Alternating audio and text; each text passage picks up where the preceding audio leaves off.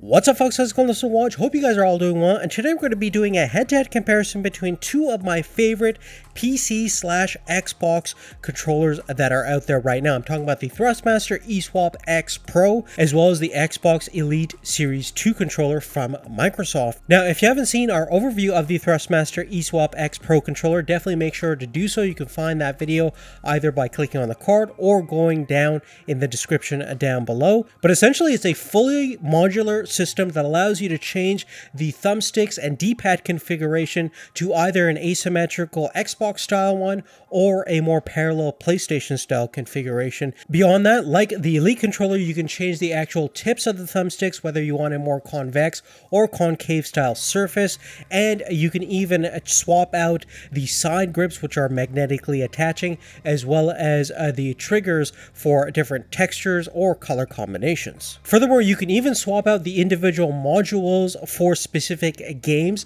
The Thrustmaster right now has buttons specifically designed for fighting games, but there might be more future applications for different modules that allows you more specific functionality based on your playing style and preferences. Lastly, one other thing I liked about the eSwap X Pro controller is that it has dedicated mute as well as volume buttons for your headset. You can obviously program those and remap them to any of the specific paddle buttons on the back of the Elite controller, but you don't have those dedicated buttons on the controller itself. Now, the Microsoft Xbox Elite Series 2 controller has been out for more than a year now, and it is the most premium Xbox/PC controller that you can get. It costs around $180 versus the Thrustmaster is around $160. Now, given that $20 difference, you are still getting a full wireless/Bluetooth enabled controller that will work on multiple different platforms, including PC, Mac, Android, iOS, which is really cool, especially on the mobile front, where you can pair this thing up with game streaming services such as Project xCloud, Stadia,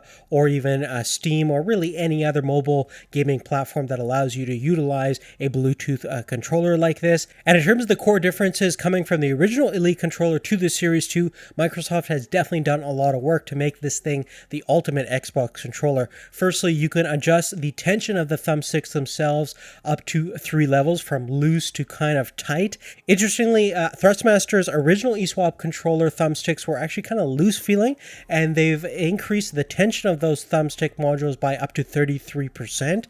But unlike the Microsoft controller, you can't actually manually adjust the tension on the thumbsticks themselves. Furthermore, both controllers have trigger catch settings where you can control the range of motion or distance of how far your triggers are actually going to travel through. There's actually 3 individual settings, both left, right, on the Series 2 Elite controller, where you can get full range of motion to medium range to super short, fast recoil action for rapid fire hair trigger mode. On the other hand, the Thrustmaster has 2 catch settings, either full range of motion or half range of motion, so the Microsoft Elite controller does give you more options in terms of fine-tuning your trigger travel distance. Furthermore, both controllers have 4 rear-facing buttons, which can be remapped to really any control that you find on the front of the controllers.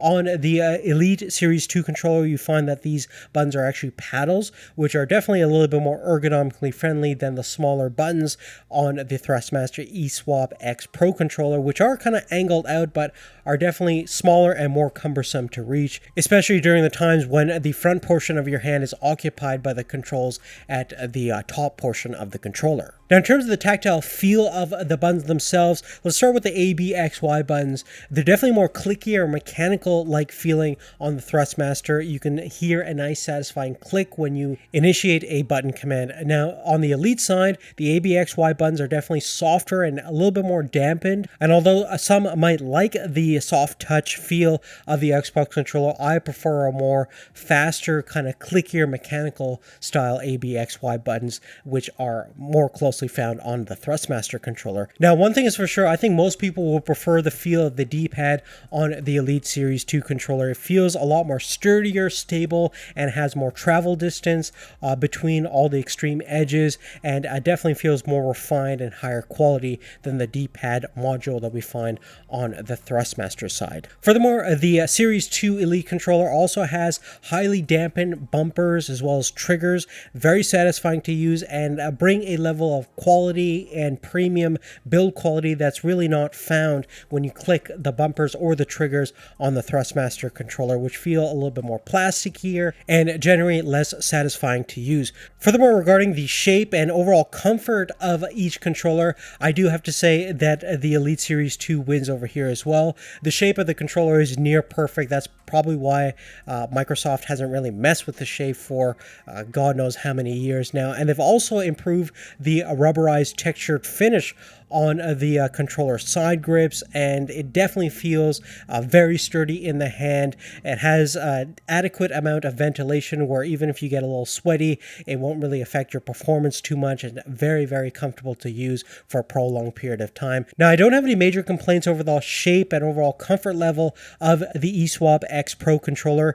In fact, I think the design is fairly neutral enough that'll satisfy most people out there, but in terms of the comfort level compared to the Xbox Elite Series 2 controller, it doesn't have that sensation that it's being melted directly into your hand, where it's a perfect fit. And with the slick semi-gloss plastic surface, it's definitely doesn't have the same level of grip that you find on the Elite controller, and also the side grips are not very grippy as well. They're more there for aesthetics than really anything else at this point. So in terms of the comfort level, overall shape, I do definitely prefer the Microsoft Elite Series 2 controller. In fact, it feels pretty much identical to the standard Xbox Series S or X controller, with the exception that you can customize the controller a lot more, and it has the enhanced grippy textured surface that's not found on the standard Microsoft controller. That being said, I'm still a huge fan of the eSwap X Pro controller. In terms of the modular capability, it's certainly the most customizable